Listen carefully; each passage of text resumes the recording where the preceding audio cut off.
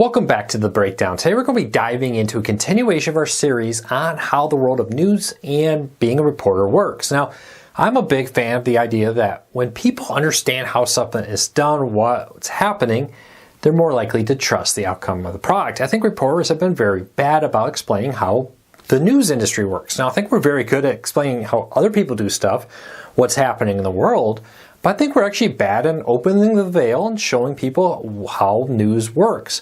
I think that's contributed to a lot of the mistrust of news organizations. Now, for many years, I was a reporter. I've owned a news organization for many years, covering the world of technology. And from that, I've learned a lot. I've been expert sources and cited on many major news organizations, from USA Today to NBC News and more. I've worked with Wall Street Journal, New York Times reporters on stories, and been cited in stories and places from there. So I hope that I can help you better understand how reporting works. And today we're going to be diving into embargoes. Recently, Google had an embargo on reviews for their new Pixel 6 Pro phone that they did in 2 stages, which was kind of different. And it kind of brought embargoes to people's attention because it's like, okay, I got my first review is of the hardware for the phone. And then the second review later was for all the software of the phone. Why did they do that? And many people thought that meant that Google was hiding things because they had an embargo that prevented you from being able to talk about certain aspects of it, depending on what time it was. And I'm going to be breaking that all down, talking about how embargoes work, why they're so important, and why reporters will ever agree to an embargo to limit what they can say. First though, if you're new here, help me out. Help me grow this new channel.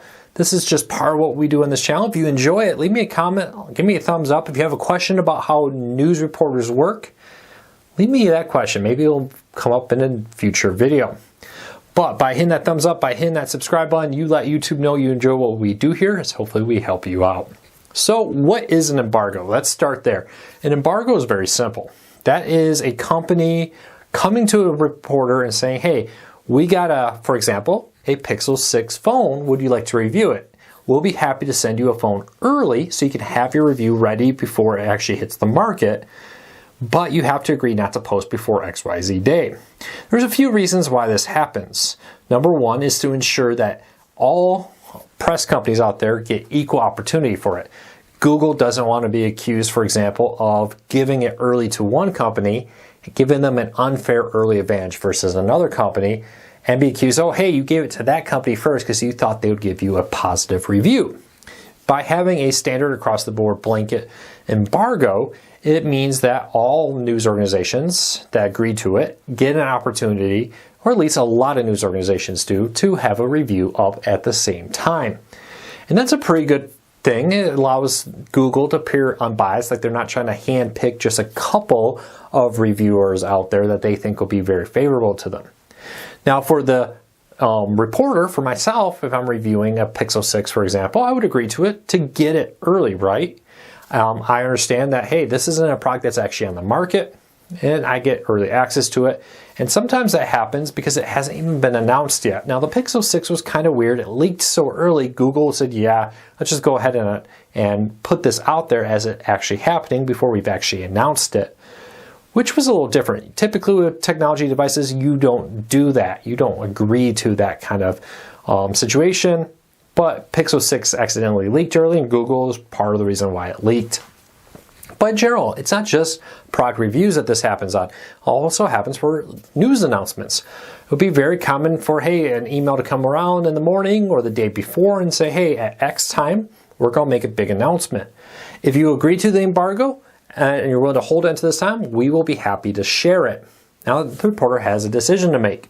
Do I agree to the embargo and not post maybe any early leaks about a particular news story, or do I go ahead and just post or not agree to the embargo, hoping I can get the news before the embargo would have lifted? Typically, though, a lot of times it's an opportunity to build a good relationship, and we agree to them because then we got all the details and we can post our story as soon as the press event happens many times. And that's why you often see a press event start streaming live, and at that moment, a bunch of news stories about it go live because they've already had the news. Now, Often these embargoes are not legally binding. It's very much of a you scratch my back, I scratch your back situation. Very early in my reporting days when I was trying to get my organization recognized by several large companies, we had meetings at different trade shows and tracked them down and say, hey, I want to get on your embargo list. Would you, here's who we are, here's our traffic, we're growing, XYZ referenced us, we're a legitimate news organization. I had several companies tell me the same thing. Hey, here's how we do our embargoes. We'll send you the info, we'll put you on the list. If you honor them and don't break them, we'll keep sending them. If you break your embargo, we're not going to be sending you any future embargoes. So it's really much of just a honorary system of that. Very, very rarely, just a few times for products and different things, have I ever actually been asked to sign a contract for an embargo. And that's usually about products. And I often find that those contracts they send out often are more about, hey, you have to return this back to us. And usually that's with very expensive things. A $3,000 TV, for example, you're reviewing that the reviewing company wants back. I've seen that many times. So keep that in mind. That's typically how this works. Now, embargoes, I think, are actually a good thing. It gives smaller news organizations an opportunity to participate when it comes to big reviews like the Pixel 6, where likely if there wasn't an embargo and it was a free-for-all, they probably wouldn't be able to compete with the larger organizations. It also allows news organizations to have their facts correct before the event goes live. I've been there when you don't have an embargo, you're watching an event live, you're typing as fast as you can. And that's a recipe for mistakes to happen, unfortunately, where you go and you do make a mistake and you unfortunately accidentally misquote somebody, mistype something, get a product wrong. Maybe it's 512 gigs and you wrote 521 gigs. I've made a mistake like that. Just what happens when you're typing fast as people are presenting on the stage and you're trying to get a post live as quickly as come.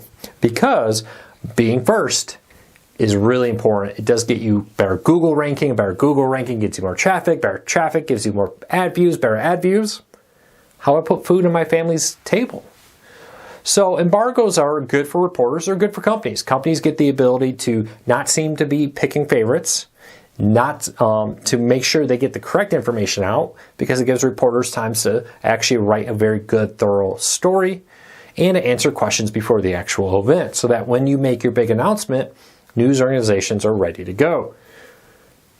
So is that giving unfair advantages, reporters not being harsh enough? I don't know. I've been very negative on stories before about companies, and they've continued to send me embargoed material. As long as I honored the embargo, they'll do it. Now, the reality is, I think all reporters have done this. You post a few minutes early, you accidentally hit post instead of save draft. I think everybody at some point, every news organization will accidentally break an embargo. That happens. I've done it where there was a miscommunication on a time zone, or there was an accident where you hit publish instead of save draft. Those buttons need to be farther apart, but that happens. But overall, I think reporters and companies do it as a way to make news even better. So I hope that explains how embargoes work. Do you got a question about how being a reporter happens and what it means to be a reporter? I'd love to hear from you. Leave me a comment. Let me know what you think. I'd love to hear your opinions on what it means to be a reporter. Thanks for your support. Hit that subscribe button. Hit that thumbs up. Hopefully these videos help you better understand how reporters operate, which helps you better understand why news is the way it is. And that's my hope with these videos. I hope that this helps you better understand the good reporters, the bad reporters, and why news happens the way it does. Thanks for your support. I really appreciate it. We'll be back with another video real soon.